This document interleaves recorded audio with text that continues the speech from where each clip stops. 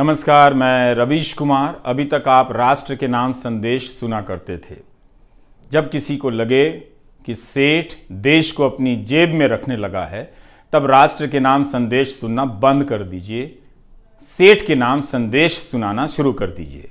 आप चाहें तो अपने रेडियो चैनल पर सेठ की बात भी शुरू कर सकते हैं। संडे के दिन आज़ादी के आंदोलन के समय भारत के कई सेठों ने अपना बिजनेस दांव पर लगा दिया, इसलिए कि भारत आज़ाद हो और लोकतंत्र कायम हो।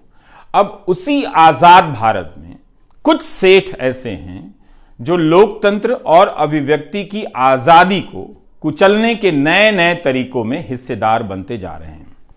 इसलिए सेठ के नाम संदेश जारी कर रहा हूं। कारोबार बहुत साफ है मेरी समझ में कि देश और समाज के लिए अत्यंत जरूरी है। दुनिया के अन्य देशों की तरह हमारे देश के सेठों ने भी समाज को बहुत कुछ दिया है, लेकिन हर सेठ को आप उसी एक चश्मे से नहीं देख सकते हैं। बहुत सारे सेठ होते हैं जो बहुत मेहनत करते हैं, अपना उत्पाद बनाते हैं, उस उत्पाद को लेकर दुनिया में विश्वास हासिल करते हैं, दूसरे अच्छे उत्पादों से प्रतिस्पर्धा करते हैं, पैसा कमाते हैं, समाज और देश को देते हैं। मगर दो चार सेठ ऐसे होते हैं जो राजनीति के बेहद खास होते हैं। उन्हें हर चीज का ही ठेका मिल जाता है, जंगल से लेकर बंदरगाह, आसमान से लेकर जमीन तक का। ऐसा लगता है कि बाकी किसी सेठ को बिजनेस करना नहीं आता है।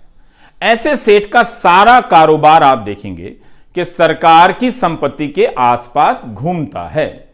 इस तरह के सेठ का मूल्यांकन आपको अलग से करना चाहिए। सभी को सभी में मत मिलाइए। यह उन सेठों की तरह नहीं है जो गली नुक्कड़ पर गर्मी सर्दी बरसात में हड्डियां गलाते हैं और बिजनेस करते हैं। ऐसे ही दो चार सेठों के लिए यह सेठ के नाम संदेश है।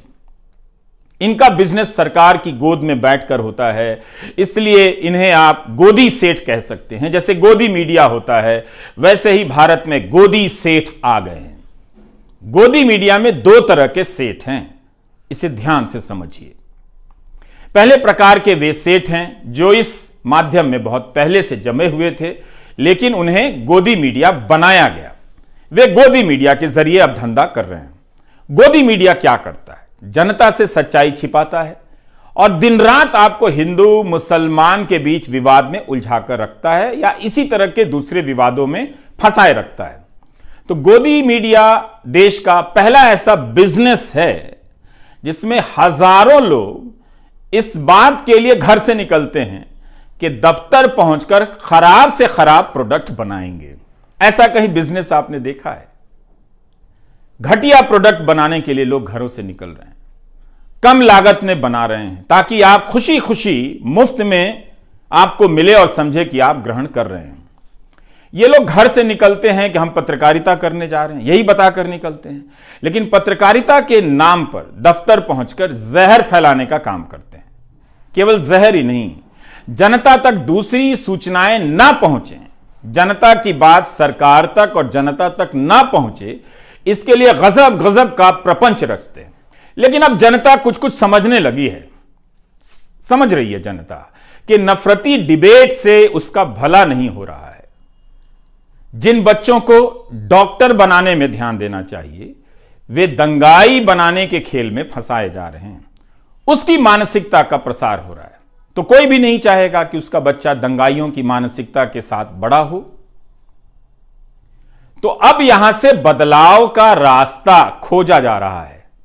आपके लिए नहीं बदलना है, किसी और तरीके से बदलना है ताकि आपको झांसा दिया जा सके कि यह कोई दूसरा मीडिया है, उनसे अलग है। यह बात आपको समझनी है। गोदी मीडिया पार्ट 2 लॉन्च होने जा रहा है। एंकरों की जगहें बदली जा रही हैं। आप देखेंगे एक एंकर यहां से वहां जा रहा है, वहां से यहां आ रहा है। नए गोदी सेठ लाए जा रहे हैं। ये दूसरे वाले सेठ जो नए तरीके से गोदी मीडिया का काम करेंगे।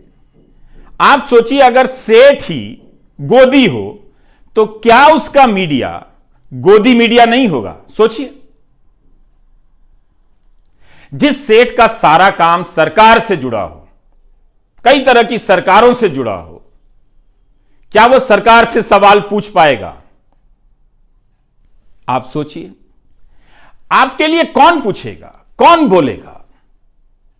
जब आपको लगेगा कि आपके लिए किसी को बोलना चाहिए, तब यह गोदी मीडिया पार्ट 2 क्या करेगा? विदेशों में भारत का नाम कैसे हो रहा है, डंका कैसे बज रहा है, इसकी कहानी बताकर आपको अपनी परेशानियों से दूर करेगा और उन्हें बंद कर देगा व्यापक जनता के बीच पहुंचने से। तो यह खेल होने जा रहा है। आपकी तनख्वाह 4 साल से नहीं बढ़ी है, बच्चों को पढ़ा नहीं पा रहे हैं, अच्छे कॉलेज नहीं हैं, और गोदी मीडिया इस पर बात नहीं करेगा। तो गोदी मीडिया पार्ट 2 में इसके लिए शरीफ एंकर लाए जाएंगे, जिनके बोलने का तरीका कुछ और हो, वो इसी सिस्टम के पार्ट हों, मगर वो जनता के बीच ज्यादा बदनाम अभी नहीं हुए हैं। तो ऐसे लोगों के हाथ में यह कमान सौंपी जाएगी और गोदी मीडिया पार्ट 2 लॉन्च होगा। इसलिए बताना चाहता हूं कि दुनिया में भारत की क्या स्थिति है, इसके नाम पर एक तरह से आपको चांद दिखाकर आपसे निवाला छीन लिया जाएगा। इसलिए गोदी मीडिया पार्ट 2 के खेल को ध्यान से आपको समझना है।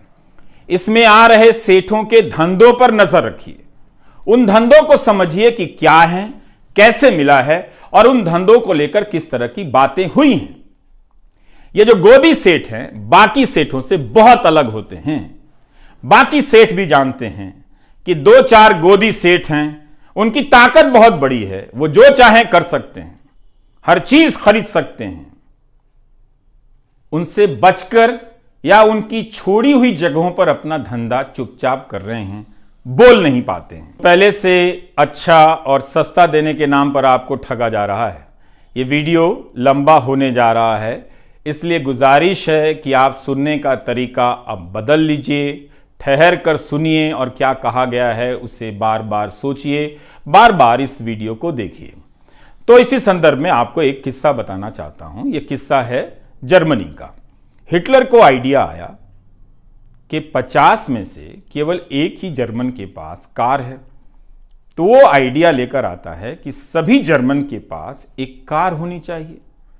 आप खेल देखिए, किसी की जरूरत में कार शामिल नहीं है, मगर वो सपना बेचता है सबको कार के लिए, और सबको लगता है कि हां, हमारे पास कार नहीं थी, हम तो अभी तक गर्व कर ही नहीं पा रहे थे, जब कार आ जाएगी तब हम गर्व करेंगे। तो इस किस्से को आपको खास संदर्भ के लिए बताना चाहता हूं। इन दिनों आप देखेंगे कि कार की जगह मुफ्त में मोबाइल डेटा बांटा जाता है और कई चीजें बांटी जाती हैं, जिससे आपको फायदा भी होता है। लेकिन सोचिए कि एक सस्ती चीज देकर बाकी कितनी चीजें, बेशकीमती चीजें आपसे ली जा रही हैं। इसका हिसाब करेंगे तब आपको खेल समझ आने लगेगा। तो मई 1937 में नाजी पार्टी की मजदूर इकाई एक कोऑपरेटिव बनाती है, फोक्सवैगन के नाम से फर्डिनेंड पोर्श को ले आती है, जो अमीरों की कार तब बनाया करते थे। बहुत ऑटोमोबाइल इंजीनियर थे उस समय के, बहुत ही लोकप्रिय ऑटोमोबाइल इंजीनियर थे फर्डिनेंड पोर्श। अब वो गरीबों के लिए, आम लोगों के लिए सस्ती कार की डिजाइन करने लग जाते हैं। हिटलर के दोस्त माने जाते थे, इसलिए आज के हिसाब से उन्हें तब का गोदी सेठ कहा जा सकता है, बिल्कुल कहा जा सकता है फर्डिनेंड पोर्श को। तो वो एक कार डिजाइन करता है और उसी वक्त दिसंबर 1938 में यहूदियों के लिए कार चलाने पर रोक लगा दी जाती है। एक तरफ जनता सस्ती कार मिलने के सपने में खोई हुई है, दूसरी तरफ उसी जनता के एक बड़े हिस्से के कार चलाने पर रोक लगाई जाती है और उसे गैस चेंबर में भेजा जाने लगता है। अब आप समझ रहे हैं, कुछ कुछ सोचिएगा। तो इसलिए कहा जाता है, जो लोग कहते हैं कि तकनीकी सभी के लिए समान अवसर लेकर आती है, यह बात पूरी तरह से ठीक नहीं है। अंतिम और सबसे बड़ा फायदा किसे होता है, ये हम इतनी आसानी से नहीं समझ सकते हैं। एक किस्सा और है, सभी कार खरीद सकें, इसलिए उस समय हिटलर की पार्टी ने एक बचत योजना बनाई, जिसमें 3 लाख से अधिक लोगों ने अपनी पूंजी लगा दी। लेकिन तब तक द्वितीय विश्व युद्ध शुरू हो गया और हंगामा मच गया कि देश के लिए कुछ करना है, और वो कंपनी जो है वो कार की जगह सैनिक साजो सामान बनाने लग जाती है। 3 लाख लोगों को कार नहीं मिलती है, उनकी पूंजी डूब जाती है। उस कंपनी में एक कामगार था जिसने बाद में अपना एक अनुभव बताया। 15,000 लोग बंधुआ मजदूरी करते थे। 350 लोग इसलिए मर गए कि उनके इलाज की कोई व्यवस्था नहीं की गई, यानी इंसान की वहां कोई कीमत नहीं थी। तो उस व्यक्ति ने क्या कहा? उसने कहा कि उसे कारखाने में ही समझ में आया कि वह एक गुलाम है। उस प्लांट में काम करते हुए उसने महसूस किया कि वह केवल एक सामान है, वस्तु है, व्यक्ति नहीं है जो केवल काम और काम कर सकता है किसी के इशारे पर। इसी समय गुलाम भारत के सेठ क्या कर रहे थे? उस इतिहास में जाएंगे तो आप सेठों पर गर्व करेंगे। बल्कि आज भी भारत के लाखों व्यापारी आज़ादी के आंदोलन में उस समय के सेठों की भूमिका पर गर्व करते हैं। ऐसी विरासत देकर गए हैं वो। हम सभी को करना चाहिए। हम केवल चंद बड़े सेठों के नाम जानते हैं जो मैं बताऊंगा, लेकिन उस वक्त देश भर के अनगिनत सेठों ने, कारोबारियों ने अपना बिजनेस दांव पर लगा दिया कि भारत आज़ाद हो, लोकतंत्र कायम हो। जमनालाल बजाज, वाडीलाल लल्लू भाई मेहता, सैमुअल एरन, लाला शंकर लाल भी सेठ ही थे। ब्रिटिश हुकूमत से लोहा ले लिया, सीधे कांग्रेस में शामिल हो गए जो उस वक्त आज़ादी के आंदोलन का नेतृत्व कर रही थी। जीडी बिरला, अंबालाल साराभाई, वाईचंद, हीराचंद जैसे सेठ कांग्रेस में शामिल नहीं हुए, ऐसे भी लोग थे, मगर बाहर से आंदोलन का समर्थन करते रहे। इनमें से कोई भी सामान्य सेठ नहीं था। हमारे हीरो हैं ये लोग, हमारी आज़ादी की लड़ाई की विरासत हैं। इन्हें भी छापा पड़ने और बिजनेस डूब जाने का डर रहा होगा, मगर ये उस डर से उस वक्त बाहर आ गए। इन सब सेठों के योगदान को आप ध्यान से देखिए, पता चलेगा कि कईयों ने अपनी दुकान जलाकर आज़ादी के आंदोलन को सींचा है। आज भी ऐसे कई सेठ हैं जो भारत को इन्हीं सपनों के साथ देखना चाहते हैं, आज भी, मगर वे डर गए हैं, डरा दिए गए हैं, इसलिए अब नहीं बोलते हैं। आपको याद है एक बार राहुल बजाज ने अमित शाह से एक सवाल पूछ लिया, कितना हंगामा मच गया था, बड़ी खबर बन गई थी, क्योंकि अब पब्लिक में आपके सेठ सरकार से सवाल नहीं करते हैं। एक समय था जब काफी बोला करते थे, इसलिए मुझे लगा कि सेठ के नाम संदेश जारी करना जरूरी है। तो आजादी के समय के सेठ बिजनेस तो कर रहे थे, मगर यह भी देख रहे थे कि जनता के साथ अन्याय हो रहा है। उन्होंने आजादी की लड़ाई में हाथ और धन दोनों बटा दिए। बेंगलुरु के हाजी उस्मान सेठ ने तो अपनी सारी पूंजी गांधी के आंदोलन को दे दी, आयात किया हुआ सारा सामान जला दिया। बाद में हाजी उस्मान की मौत किराए के मकान में हुई, लेकिन जब उनकी मैयत निकली तो इतने लोग शामिल हुए कि 5 किलोमीटर की लाइन बन गई। यह था सेठों के प्रति सम्मान, उनका आदर और उनका योगदान। तो जिस समय हिटलर की जर्मनी में सेठ उसके साथ मिलकर अपनी ही जनता को जला रहे थे, भारत में, गांधी के भारत में सेठ अपना बिजनेस जलाकर लोगों के अंधेरे घरों में दिया जला रहे थे। है ना उनका शानदार इतिहास। मीडिया को सेठ ही चलाते हैं। हर दौर में सेठ, मीडिया और सरकार की भूमिका और रिश्ते बदलते हैं। हर समय नई नजर से इन तीनों को देखने की जरूरत है। जब सारा मीडिया 2-4 सेठों के हाथ में चला जाएगा, तब अभिव्यक्ति का मैदान छोटा हो जाएगा। कई लोग इस खेल की तुलना हर तरह के सेठ से करते हैं, मगर यह खेल इतना सरल नहीं है। पिछले 8 साल में कई नए मीडिया संस्थान आए, जैसे caravan, wire, news laundry, scroll, article 14। यह भी मीडिया का काम करते हैं। क्या गोदी सेठ इनकी मदद कर सकता है? इनमें निवेश कर सकता है? नहीं, क्योंकि ये सरकार से सवाल करते हैं, झूठ का पर्दाफाश करते हैं। इसलिए गोदी सेठ का निवेश केवल धंधे के उसूल की तरह किया जाने वाला निवेश नहीं है। आप बेहतर तरीके से जानते हैं कि गोदी सेठ क्यों गोदी सेठ है। आप ही बेहतर बता सकते हैं कि यह सेठ किसका है, मतलब खुद बना है या किसी का एजेंट है। गोदी सेठ के पास दौलत बहुत है, ताकत बहुत है, बहुत ताकत है, मगर याद रखना चाहिए सभी को, गोदी सेठ को भी, कि यह भारत है। इसकी महान जनता को कोई गोदी सेठ चवन्नी ना समझे। उसके स्वाभिमान से ना खेले, वरना वो अपनी जेब से केवल एक एक चवन्नी निकाल कर रख देगी तो दौलत का ऐसा पहाड़ बन जाएगा और उसके सामने सेठ की सारी दौलत चवन्नी हो जाएगी।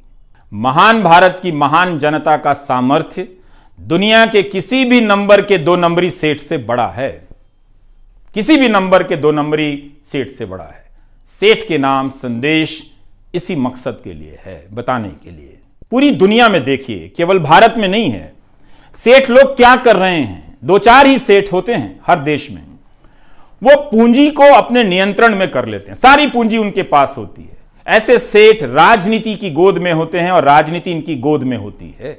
विकास विकास की राजनीति के नाम पर ऐसे सेठ आपके लिए नौकरी का सपना पैदा करते हैं, कुछ समय के लिए, कुछ को रोजगार देते भी हैं, फिर उस नौकरी के नाम पर जंगल, जमीन, आसमान तक पर अपना कब्जा जमा लेते हैं। आप देखेंगे कि इस काम में 2 ही 3 सेठ होते हैं, ज्यादा से ज्यादा 10 होते हैं। किसी भी देश में देखिए, केवल भारत में नहीं है। इनका मकसद रोजगार और देश के लिए धन पैदा करना नहीं होता, अपने नेता के लिए जनता को निर्धन करना होता है, ताकि उस जनता को मुफ्त में 2-4 चीजें देकर एहसान किया जाए, जताने की कोशिश हो कि आपको हम दे रहे हैं, लेकिन आप गिनिए कि आपसे कितना वो ले रहे हैं। तो हर इस काम में हर देश में 2 ही 4 बड़े गोदी सेठ होते हैं जो हर तरह का मीडिया खरीद लेते हैं और बाद में जनता को खत्म कर देते हैं। मुमकिन है गोदी सेठ के यहां काम करने के लिए पत्रकारों की लाइन लग जाएगी। नौकरी है, मजबूरी है, यह बिल्कुल समझता हूं मैं। नौकरी ठुकरा देना सबके लिए मुमकिन नहीं है, लेकिन यह बात आपके भीतर साफ होनी चाहिए कि यह पत्रकारिता नहीं है। मैं ये अपराध बोध आप पर नहीं डालना चाहता, आपकी मजबूरियों को समझता हूं। मैं ये बात पत्रकारों से कह रहा हूं। फिर भी मैं कहना चाहता हूं कि याद रखिएगा, आप एक खतरनाक गोदी सेठों के यहां काम कर रहे हैं। ये बात आप याद रखिएगा। इसलिए जनता से कहता हूं कि आप गोदी मीडिया देखना बंद कर दें, ताकि गोदी चैनलों के पत्रकारों को आजादी मिल जाए। जनता का दबाव बढ़ेगा तो पत्रकारों को अच्छा काम करने का मौका मिल सकता है।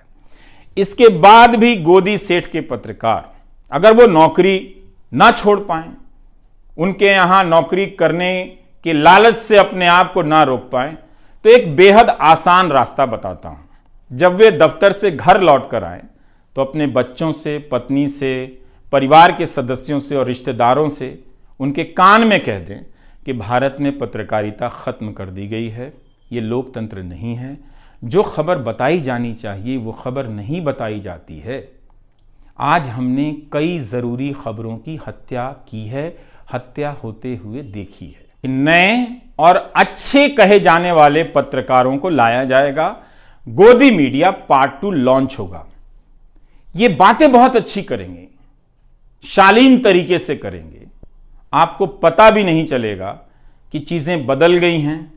पहले धक्का देकर आपको बाहर निकाला गया, अब कंधे पर हाथ रखकर, गर्दन सहलाकर आपका काम तमाम किया जाएगा। तो तमाम तरह के प्रोमो आएंगे जिससे लगेगा कि ये पत्रकारिता के तारणहार आ गए हैं, अब पत्रकारिता ये लोग बचा लेंगे। लेकिन इनकी भाषा पर गौर करते रहिएगा, इनकी आंखों में झांक कर देखिएगा। ऐसे बोलेंगे जैसे अपने गुल्लक का सोना गलाकर भारत की गुलाम हो चुकी पत्रकारिता को ये सोना बनाने आ गए। जो बताया जा रहा है उसे देखिए, जो नहीं बताया जा रहा है उसके बारे में सोचिए। चैनलों से खबरें गायब हो रही हैं, खबरों की जगह झगड़े भर दिए जा रहे हैं। गोदी सेठों का गोदी मीडिया, अलग अलग चैनल मगर सभी का काम एक। क्या यह आज़ाद मीडिया की निशानी है? खुद से सोचिए। यह कैसा बिजनेस है जहां खराब माल बनाने को लेकर कंपटीशन हो रहा है? बिना आज़ाद मीडिया के नागरिक की आज़ादी का क्या मतलब है? कहां बोलेंगे आप? किससे बोलेंगे आप? क्या आप बर्दाश्त कर सकते हैं कि इतने महान देश में एक आज़ाद मीडिया नहीं है? यह गर्व की बात है। जितने भी पुराने और सांस्थानिक मीडिया थे सब के सब गोदी हो गए। यूट्यूब का भी फॉर्मूला ये लोग एक दिन निकाल लेंगे। आजाद पत्रकारों के लिए खतरे बढ़ने वाले हैं। राष्ट्रीय सुरक्षा से जोड़कर उन्हें अब दबाया जाएगा। इसके नाम पर पहले ही कई लोगों को फर्जी तरीके से जेल में बंद किया गया है। आप जानते हैं, कई उदाहरण दिए जा सकते हैं। तो अब बारी आजाद पत्रकारों की है। मगर आप जनता ने YouTube पर अजीत अंजुम, अभिसार से लेकर संजय शर्मा, पुण्य प्रसून वाजपेयी, श्याम सिंह मीरा, गिरधारी लाल, साक्षी जोशी, निखिल वागले, इन सभी के चैनलों को सब्सक्राइब किया है। इसका मतलब है आप इस खेल को समझ गए हैं, तभी आप आजाद पत्रकारों को अपना रहे हैं। आपने एक गजब का यह काम किया, शानदार काम है आप दर्शकों का। कई नाम है जो यहां पर इस वक्त छूट रहे हैं, मगर उन सभी का साथ देकर आप लोगों ने इतिहास के इस मोड़ पर बेहद शानदार काम किया है। आपने गोदी मीडिया छोड़ दिया है। तो इस गोदी सेठ से आग्रह है कि वह उन सेठों की तरफ देखे जिन्होंने देश को आजाद कराने में अपनी भूमिका निभाई। ऐसा सेठ ना बने कि उन सेठों के बनाए लोकतंत्र को कुचलने का आरोप गोदी सेठ पर आ जाए, लग जाए। इसलिए हमें लगा कि आपके बीच आकर सेठ के नाम संदेश पढ़ना चाहिए। गोदी सेठ को बताना बहुत जरूरी है कि वो बिजनेस करे, खूब बिजनेस करे, मगर इस लोकतंत्र का बिजनेस ना करे, सूचनाओं का धंधा ना करे। ये याद रखे, गोदी सेठ अपनी दौलत से इस देश की शान को चमकाए, कोई हर्ज नहीं है, मगर उसकी शान से खिलवाड़ ना करे। जनता देख रही है। एक छोटा सा किस्सा और, आप बजट के समय फिक्की नाम की संस्था के बारे में सुनते होंगे। यह उद्योगों की बहुत बड़ी संस्था है। इसका गठन 1927 में हुआ था। जीडी बिरला और पुरुषोत्तम दास ठाकुरदास ने किया। मकसद था कि जो भारतीय व्यापारी हैं उनके हितों की बात अंग्रेजों की सरकार से की जाए। पर देखिए इस बात को कि कैसे वो अपनी बात करने गए थे अंग्रेजों से, लेकिन समझने लगे देश की बात। जैसे जैसे वे अंग्रेजों के करीब गए, बात करने लगे, उन्हें दिखने लगा कि कैसे अंग्रेजों ने भारत की संपत्ति को लूट लिया है, कैसी कैसी नीतियां बनाई हैं। इन नीतियों की वजह से भारत के कारोबारी पनप नहीं पा रहे हैं। फिक्की से जुड़े बिजनेसमैन समझ गए कि उन्हें राजनीतिक कदम उठाने पड़ेंगे। 1928 में पुरुषोत्तम दास ने कहा कि हम अब और राजनीति से अलग नहीं रह सकते हैं, हमें आजादी की लड़ाई का हिस्सा होना पड़ेगा। यह हमारे व्यापारी वर्ग का शानदार इतिहास है। एक छोटा सा किस्सा और, 1937 में कांग्रेस ने कई प्रांतों में सरकार बनाई। इसी से जुड़ा जीडी बिरला का एक प्रसंग है। तब जीडी बिरला ने अंग्रेजी हुकूमत के अधिकारियों से कहा था कि कांग्रेस केवल संविधान के हिसाब से काम करने नहीं आ रही है, बल्कि आजादी के लक्ष्य को आगे बढ़ाने के लिए सरकार में आ रही है। अगर सरकार संवैधानिक सुधार नहीं करती है तो भारत सीधी कार्रवाई के लिए मजबूर हो जाएगा, यानी आजादी के आंदोलन के लिए। इसका मतलब तो यही था कि जनता अहिंसक रूप से सरकार की बात मानने से इनकार कर देगी, सिविल नाफरमानी कर देगी। यह हमारा इतिहास है। वक्त फिल्म में एक चिनॉय सेठ हुआ करता था, लेकिन अब वो गोदी सेठ में बदल गया है। इसलिए आज का वीडियो बनाना पड़ा, बताने के लिए कि गोदी सेठ भारत की जनता को चवन्नी ना समझे। मीडिया और पत्रकार बिक सकते हैं, लेकिन जनता को कोई नहीं खरीद सकता। क्या दिन थे जब हमारे सेठ अंग्रेजी हुकूमत पर दबाव डालते थे कि जनता का दमन मत कीजिए, कांग्रेस और प्रेस से बैन हटा दीजिए, मगर अपने बिजनेस को इसके लिए उन्होंने खतरे में डाल दिया। मगर आज हम कहां पहुंच रहे हैं, यही याद दिलाने के लिए था सेठ के नाम संदेश। गोदी चैनल देखना बंद कर दीजिए। बिना मेहनत के, बिना समय लगाए, बिना किसी खर्चे के आप अपने प्यारे देश के लिए इससे ज़्यादा कुछ नहीं कर सकते, इससे बेहतर कुछ नहीं कर सकते। नमस्कार।